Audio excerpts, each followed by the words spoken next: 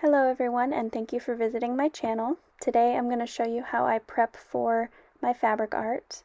As you can see right here, I have all of my pieces ready to go. I'm ready to cut them out, and I have all of my fabrics already chosen, and I have them all already put together, and I have the Heat and Bond light already on the back.